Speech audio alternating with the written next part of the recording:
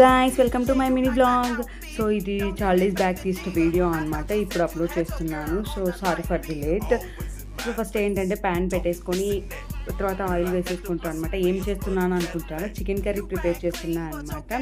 So ఇంకా onion and tomato వేసేసుకొని మంచిగా ఆయిల్లో ఫ్రై అవ్వనిచ్చిన తర్వాత అల్లం వెల్లుల్లి పేస్ట్ అన్నీ వేసుకొని ఒక 5 minutes ఫ్రై అవ్వనిచ్చిన తర్వాత చికెన్ వేసాను అనమాట. అందులో వాటర్ రిలీజ్ అయిన తర్వాత కొంచెం వాటర్ వేసి మంచిగా సాఫ్ట్గా కుక్ అవ్వనిచ్చిన తర్వాత చిల్లీ పౌడర్ అండ్ సాల్ట్ వేసేసి ఇంకా బాయిల్ చేశాను అనమాట. సో నా చికెన్ కర్రీ చూస్తుంటే ఎలా ఉందో కామెంట్ సెక్షన్లో కామెంట్ చేయండి.